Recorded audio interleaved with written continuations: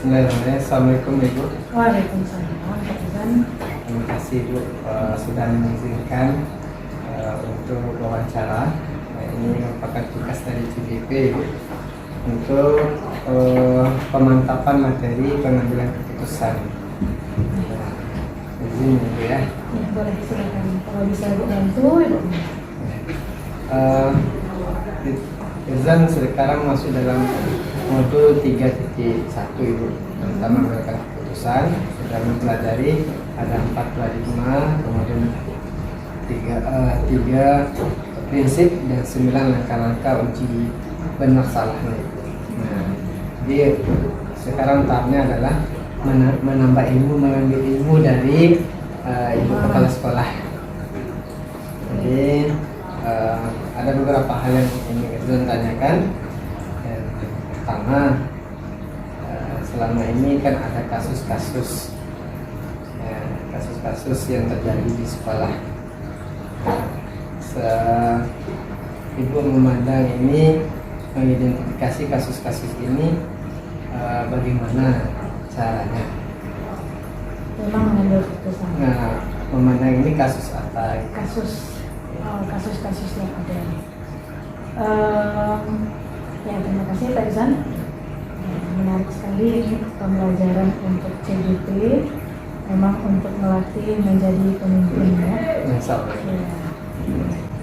Kalau dari pengalaman yang berlalu selama ini, setiap kasus yang ada di sekolah yang dihadapi itu biasanya akan ada beberapa jenis. Di antaranya kasusnya mungkin kita harus memutuskan ada yang 2 kepentingan yang sama-sama benar, maka kita harus pilih mana di antara 2.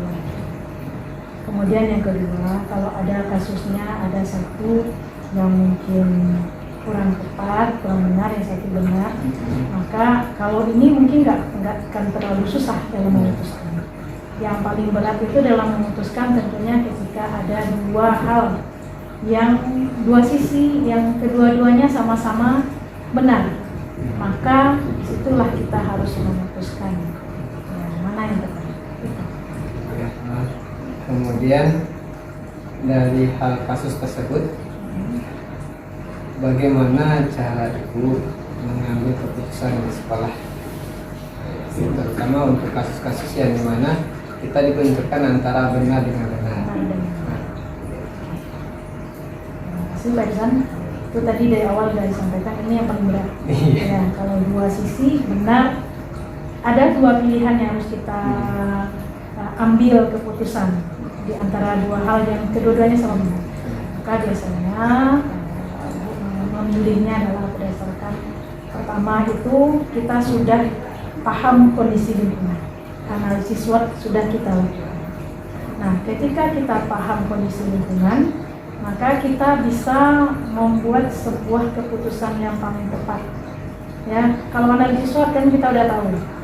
Yang harus kita lakukan adalah bagaimana menjadikan tantangan, kelemahan ini menjadi sebuah kekuatan dan peluang besar bagi kita. Ini kata kunci pertama. Kemudian 2 kepentingan yang benar sama benar ini kita memilihnya. Dasar pertimbangan utama adalah mana, kita kaji lagi lebih mendalam, mana yang lebih banyak manfaat daripada mudarat. Itulah dasar berpikir kita. Mana yang lebih banyak manfaat daripada mudarat. Kemudian ini sudah ibu singgung dalam tahapan atau langkah-langkahnya ya. Dalam langkah-langkah atau prosedur seperti apa yang ibu lakukan selain dari 2 hal tadi? Sudah disinggung di awal ya. Iya, yang pertama sekali itu kenali karakteristik misalnya sekolah kita. Kita kenali karakteristik sekolah, ini yang tadi disebut dengan analisis SWOT. Nah, ketika ada suatu hal yang harus kita putuskan, 2 pilihan, ini 2 pilihan yang sama-sama benar, kemudian harus dipilih salah satu. Tadi itu disampaikan, pilih mana yang lebih banyak manfaat daripada mudarat, dikaji mana lebih banyak manfaat daripada mudarat.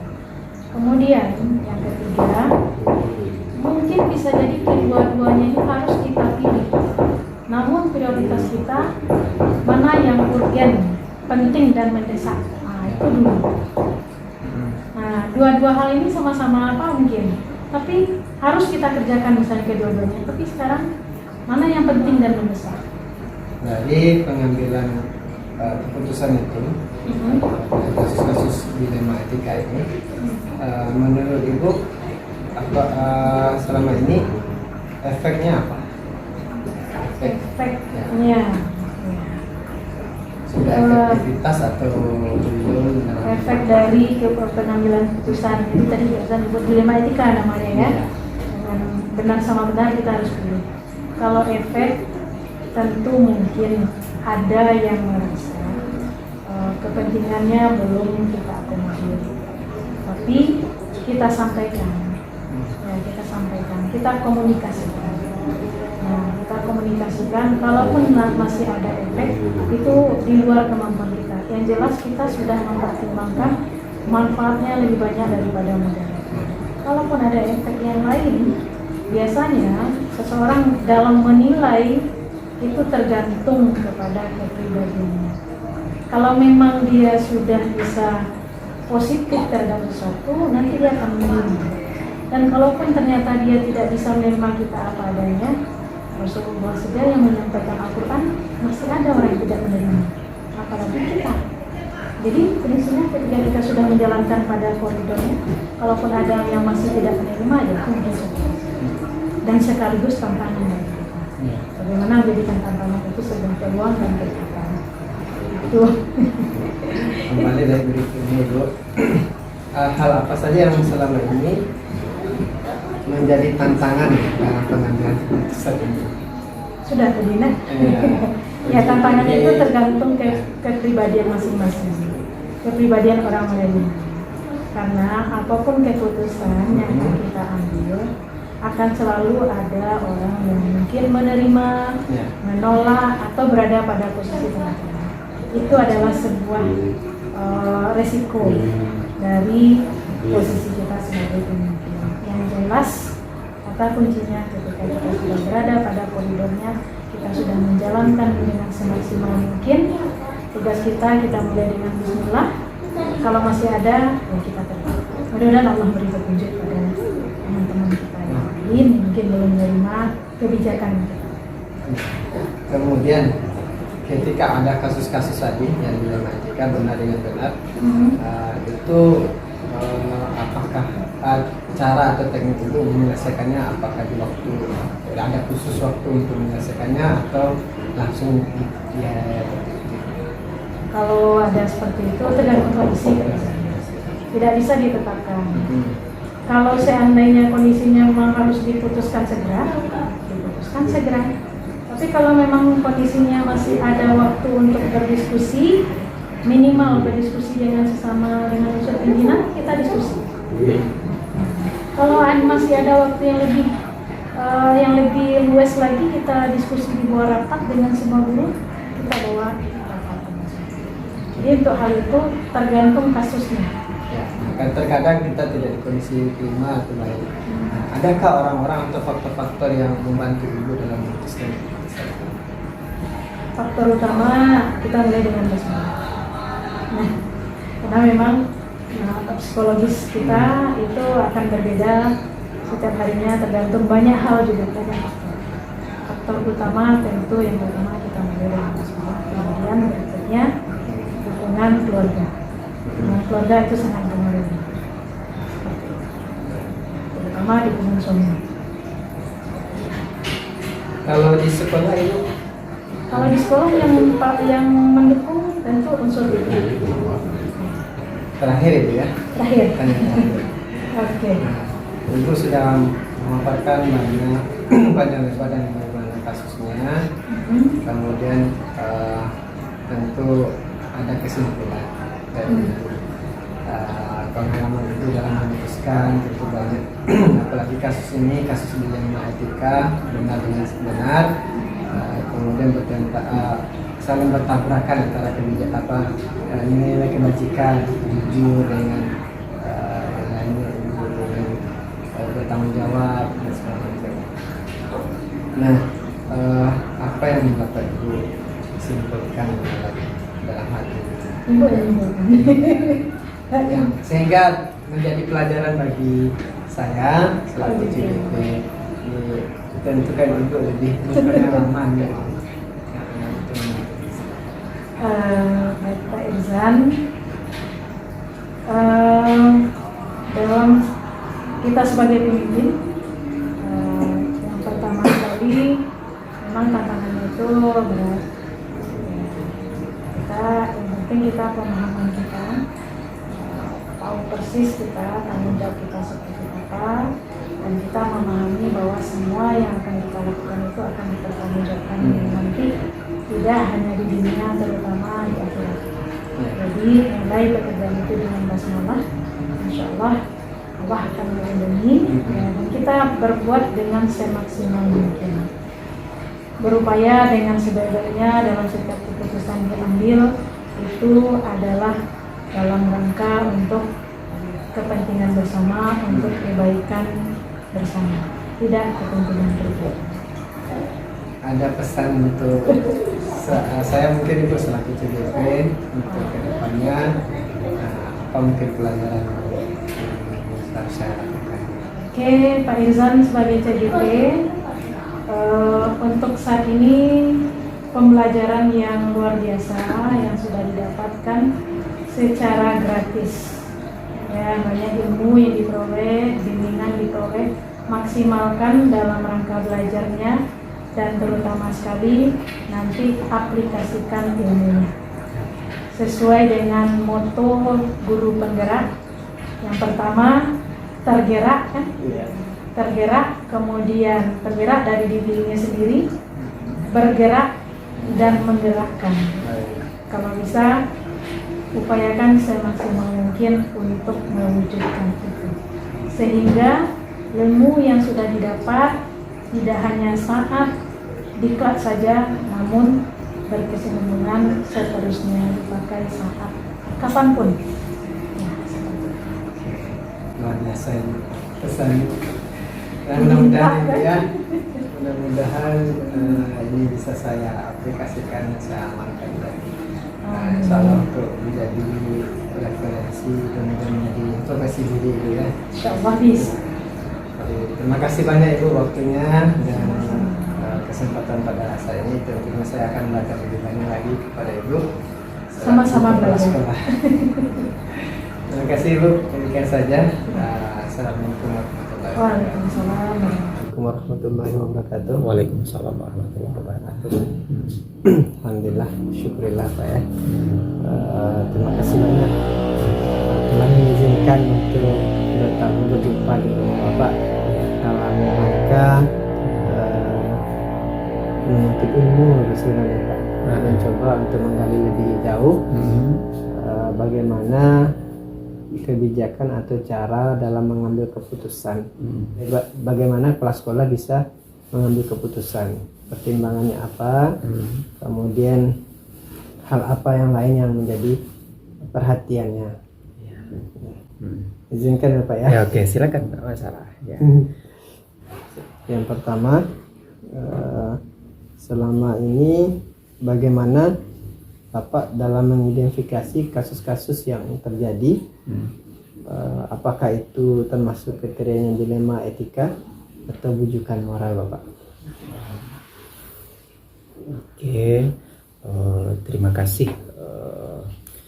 Yang pertama, cara kami mengidentifikasi kasus yang terjadi. Yang pertama itu adalah lewat pengamatan langsung. Yang kedua adalah melalui informasi yang didapat dari baik guru kelas maupun guru mata pelajaran yang masuk di setiap kelas di sekolah yang dipimpin. Bagaimana Bapak melakukan pengambilan keputusan di sekolah tersebut, terutama untuk kasus-kasus di mana ada dua kepentingan yang sama-sama benar yang terjadi tentang di sekolah ini yang dua-duanya itu benar, maka kita selaku pimpinan harus jeli melihat kasus ini, yang mana antara A dan B ini tidak terjadi semacam gap. Jadi kita bisa mengidentifikasi kasus-kasus itu Yang pertama, tentu dulu kita lihat kasus tersebut. Nah, kita tanya satu persatu apa penyebab terjadinya kasus tersebut dari kedua belah pihak. Maka apabila telah ketemu dua titik temu dari kedua belah, maka kami selaku pimpinan sekolah ini langsung memediasi kedua permasalahan, seandainya itu kepada guru ataupun itu kepada peserta didik. Nah, kalau peserta didik mungkin antara guru, orang tua dan peserta didik. Biasanya ini kasus-kasus ini terjadinya kepada peserta didik, tapi biasanya orang tua merasa ini terjadi ini kesalahannya pada guru. Nah, ini dia sama-sama menganggap dirinya benar ya. Ya, menurut satu sisi memang peserta guru, orang tua, wali murid menganggap kasus ini benar, dan guru juga rasanya sudah melakukan proses juga yang benar. Maka kami coba panggil kedua belah pihak, mempertemukannya pada suatu ruang dan menyelesaikan kasus itu tentu dengan antara keduanya itu tidak saling menyalahkan. Bapak selaku kepala sekolah, bagaimana langkah-langkahnya untuk mengambil keputusannya jika kedua-duanya sama-sama benar? Nah, jika kedua-duanya sama benar. Ya. Oke. Baik. Ini ada sebuah kasus ini yang terjadi di sekolah. Jadi nanti informasi sampai ke WA kepala sekolah dan bahkan menelpon kepala sekolah terhadap ini. Dia menyampaikan unek-uneknya, kenapa kok anak saya seperti ini. Nah, kami coba cross check dan konfirmasi kepada guru kelasnya. Nah, ini tentang adanya tugas ya. Menurut guru kelas tersebut, ya, anaknya itu memang tidak membuat tugas. Nah, dan orang tua bersikukuh bahwa anaknya itu membuat tugas. Nah, nyatanya setelah dicek, memang tugas di bukunya itu tak ada.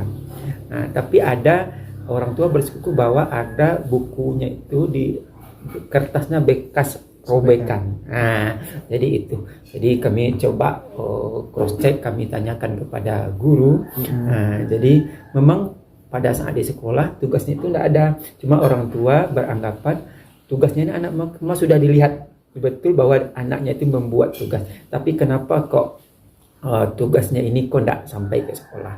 Nah, setelah dilakukan penelitian yang lebih dalam, memang kasus seperti ini anak mungkin ya mengambil bagian untuk mainan bagian satu, jadi bapaknya itu tidak tahu kan bagian suka mengambil bagian rupanya kan ada, jadi bagian yang depannya secara otomatis terlepas. Nah, jadi kebetulan bukunya itu bukan disampul juga. Nah, jadi ternyata sampai di sekolah memang nggak ada. Jadi orang tua cross check ke sekolah, dan setelah kami mediasi rupanya kedua orang tua dan guru memahami bahwa ini sebenarnya ada miskomunikasi juga antara orang tua dan guru. Nah, jadi mungkin itulah yang menyebabkan, mungkin dia berkata orang tua ini sudah sikuku bahwa anaknya tidak bersalah, guru pun rasanya sudah juga karena tugas yang diminta memang tidak ketemu. Nah, ya itu mungkin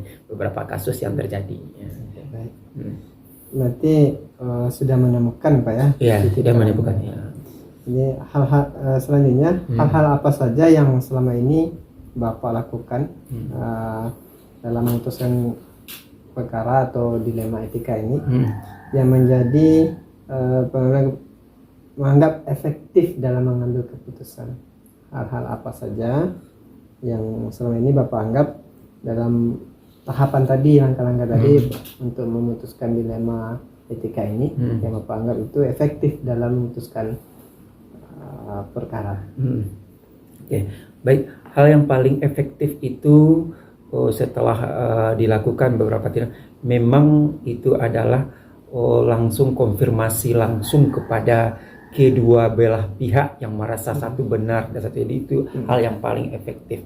Jadi memanggil dan menemukannya di sebuah forum, dan kami selaku pimpinan sekolah itu selalu menjadi penengah antara guru dan orang tua. Jadi itu hal yang paling efektif sekali. Jadi dicarikan solusi yang istilahnya yang tepat. Jadi kita tidak hanya menelpon, jadi langsung bertemu langsung dan menyampaikan permasalahannya langsung. Ini hal itu yang paling efektif, sehingga kedua belah pihak melepaskan unek-uneknya, sehingga tidak ada lagi hal-hal yang terjadi di belakang. Tapi kalau hanya memanggil umpamanya pihak orang tua, tapi guru tidak dilibatkan atau bahkan sebaliknya, maka ini hanya sebagai peredam sementara, tetapi ini tidak membuat kepercayaan orang tua maupun guru kepada kepala sekolah yang selaku pihak yang berwenang untuk menyelesaikan itu. Nah, jadi lebih baik seperti itu. Baik. Berikutnya Bapak, hal-hal apa saja yang selama ini merupakan tantangan dalam pengambilan keputusan dalam kasus-kasus dilema etika? Ya. Yang menjadi tantangan ini yang pertama adalah beberapa pihak ini tidak menerima, belum terbuka bahwa apapun itu kasus yang terjadi, dia menganggap dirinya itu yang paling benar, tidak merasa bersalah. Oke Bapak. Berikutnya, apakah Bapak memiliki sebuah tata kala atau jadwal tertentu dalam sebuah penyelesaian masalah etika ini? Apakah Bapak langsung menyelesaikannya di tempat itu atau memiliki sebuah jadwal untuk penyelesaiannya, mungkin di tempat yang lain atau waktu yang lain? Baik, untuk beberapa kasus ada itu yang bersifat insidental dan harus saat itu, maka kasus seperti itu tidak bisa dibiarkan, harus ditangani langsung saat itu. Dan beberapa kasus yang bisa terjadinya di sekolah itu bisa kita lakukan tahapan dulu, yang menyelesaikan hanya guru bimbingan konseling saja atau guru kelas selaku kalau di SD tidak punya guru BK, guru kelas yang membimbing langsung. Kemudian itu bisa dilakukan beberapa tahapan. Jadi pertama, kalau itu bersifatnya hanya belum begitu membahayakan, itu hanya kasus-kasus apa dulu, diberikan tahapan, mungkin diberikan nasihat, diberikan teguran. Nah, jadi itu dimasukkan ke dalam catatan untuk dilakukan. Dan untuk guru itu dia punya namanya jadwal program bimbingan konseling, dia punya itu jadwal. Tapi pada umumnya kami lihat guru selalu memberikan penyuluhan, tapi untuk kasus yang terjadi memang saat kasus itu terjadi baru diselesaikan oleh guru. Itu mungkin. Baik Bapak. Kemudian, adakah seorang atau faktor-faktor apa yang selama ini mempermudah atau membantu Bapak dalam mengambil keputusan dan dalam kasus-kasus dilema etika? Oke, baik. Memang ya, ada kita memang kalau kita disupport oleh berbagai pihak, ini memang akan memudahkan kita. Khusus untuk bullying dan perundungan, memang banyak sekali berbagai pihak yang kami libatkan karena keterbatasannya ilmu dan kemampuan dari guru dan kepala sekolah dalam itu. Maka kami bekerja sama, yang pertama dengan ketua pemuda, yang kedua dengan Babin Kamtibmas, yang ketiga, yang terakhir ini kami bekerja sama dengan psikolog dari Dinas Perempuan dan Perlindungan Anak, yang Puspaga ya. Terakhir ya Pak ya. Iya. Dari semua hal yang telah disampaikan tadi, pembelajaran apa yang Bapak ambil, kemudian petik dan apa hal yang lebih istimewa dalam pengambilan keputusan tersebut? Memang ya dalam pengambilan keputusan kadang yang agak susahnya gini, kita umpamanya pihak benar, dan ada yang pihak yang merasa benar. Yang kita agak susahnya kebagi orang yang merasa benar, padahal mereka sikap dan tindakannya mungkin tidak benar ya, yang menjadi bujukan moral kita kan sebenarnya tidak menjadi dilema juga bagi kita. Yang merasa benar inilah yang menjadi pelajaran untuk kita, bahwa yang penting dalam setiap kasus kita menyelesaikan kasus itu mulai dari akar masalah yang sekecil-kecilnya kita tuntaskan, sudah kita sampaikan, dan kita perlakukan baik. Nah, jadi walaupun sebenarnya kita sudah sesuai koridor, telah melakukan hal yang terbaik, walaupun mungkin ada pihak-pihak yang tidak menganggap itu baik, yang penting kita telah melakukan suatu kebaikan. Nah, itu saja yang banyak hal-hal, kasus-kasus yang terjadi itu akhirnya setelah kita lakukan edukasi, mereka bisa memahami jadi tidak ada lagi pihak-pihak sekolah ataupun guru yang disalahkan oleh orang tua atau mungkin oleh lingkungan sekitar ya. Nah, itu yang banyak pelajaran yang mendewasakan kita dalam kasus-kasus ini, bahwa kasus ini sebenarnya bisa kita selesaikan kalau kita terbuka. Tidak perlu kasus diselesaikan dengan cara kekerasan. Dengan kekeluargaan ini, orang yang mulanya mencak-mencak, yang marah-marah kepada pihak sekolah, ini dengan adanya sikap kita terbuka, melayaninya dengan baik, menyampaikan informasi dengan baik, mereka bahkan mau menerima pelajaran bagi kita bahwa setiap kasus itu dihadapi dengan kepala dingin, dengan baik. Kemudian cara penyelesaiannya, kita tidak menganggap kita yang paling benar. Jadi kita adalah mencari yang benarnya saja. Jadi walaupun dengan latar pendidikan yang berbeda orang tua, tapi pada umumnya mereka setelah kita edukasi, kita beri penjelasan, mereka mau menerima. Itu saja. Baik Bapak, Ya. suatu sangat berharga sekali bagi kami Pak, Ya. bagi saya sendiri, telah mendengarkan dan telah Bapak rincikan bagaimana tahapan-tahapan, langkah-langkah, kemudian hal yang perlu kita perhatikan dalam mengambil keputusan. Dan ya, mudah-mudahan saya pribadi juga bisa nanti meniru Bapak, kemudian bisa saya aplikasikan dalam kehidupan. Kalau nanti diamanahkan juga sebagai kepala sekolah. Iya. Tugas kita selaku guru, selaku wakil kepala sekolah, selaku kepala sekolah, mungkin itu yang bisa kami berikan informasi kepada Pak Erizan. Terima kasih banyak Bapak. Iya, sama-sama. Iya.